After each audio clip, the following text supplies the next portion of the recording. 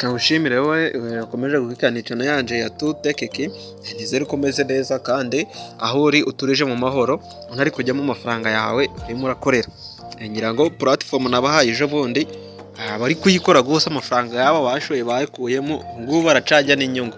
Guys, wowe utari gukora aka platform ndabona umuriro nciranye ngiye kugerageza nihutishe video aho utari gukora aka platform ufite ikibazo. Aka platform gasohotse none akitwa Open Account. Ushaka wahita ugatangira naha tugiye ahangaha nituza kureba uburyo twagatangira. Nkaza hano kuri count off,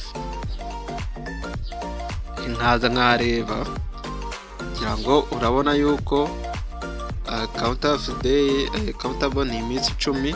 Iyi ngiyi ya mbere kubera ko ariyo namaze kugira unlock, kugira ngo urabona yuko minimum ni iminsi 15 nkaba nzabikuza igihe kingana n'iminsi 10 kugira ngo urabibona nawe wahita ubara inyungu zirimo. Ngira ngo ahangaha nuza ukareba iyi ngiyi ahangaha iyo ushoye amadolari 90 aho kugira ngo ahangaha no gushora amadolari 100.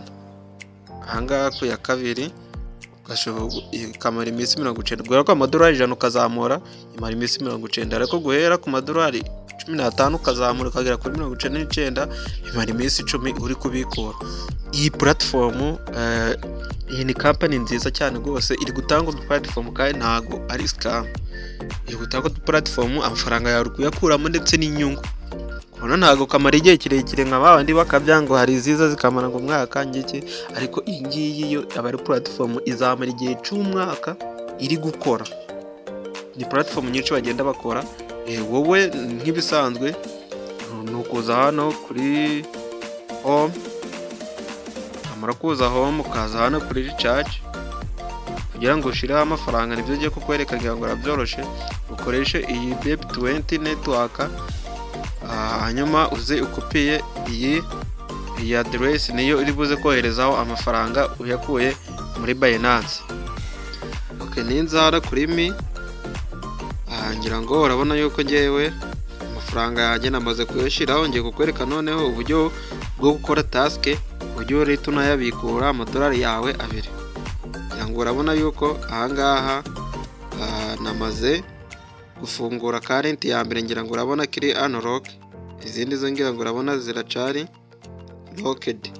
None ngewe nkuko zisanzwe tuyikoreza yenera leta za nkana hano kuri start quantify, hanyuma utegereze bibira automatically. Ubundi wamaze gushira amafaranga yawe bihite biba automatic. Ngira ngo urabona yuko amadolari 2 amaze kwite angeraho. Ninza ahangaha kuri mi, ngira ngo urabona yuko amadolari yanjye yamaze kuhagera.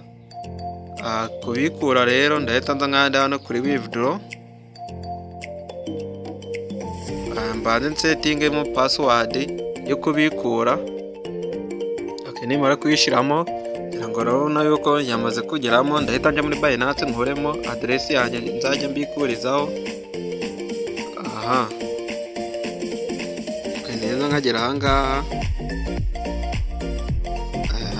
ndashiramo umubare ahangaha hepfo, aho ndashiramo address yo kubikurizaho. Ahangaha niyenza ngashiramo amadolari 2 nshaka kubikura. Hano ndahita nzaciremo address yanjye nshaka kubikurizaho, hanyuma hano mpite nshiramo password yo kubikuriza mpite nkanda confirm.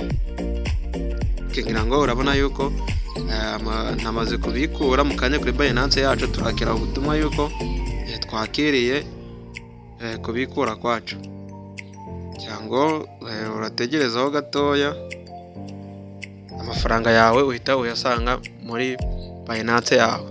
Rero nawe utari watanga aka platform mwifuje kugatangira aka kanya, minimum yo kugatangira na amadolari 15 gusa. Urabona nituza muri mu message y'inoza ahangaha ya platform tuhita twakira message yuko tubikuye 2 saa yose. Ngira ngo urabibona ngira ngo saa 3:10 ngira burana ko byabaye amadolari 2 maze kuyabikura ninzamura hejuru ngira ngo urabona yuko message yo kuri Binance yacu twereka yuko tumaze kudepositinga amadolari 2 kuri iki kuri Binance yacu. Guys rero aka platform mwifuje kugatangira karoroshye cyane ntago kagoye nawe wagakora. Link yo kwiyandikisha nko kubisanga mayisanga muri comment ya mbere, urasanga link yo kwiyandikisha naho gatangire. Amadolari make yo kubitsa kugira ngo gatangire amadolari 15.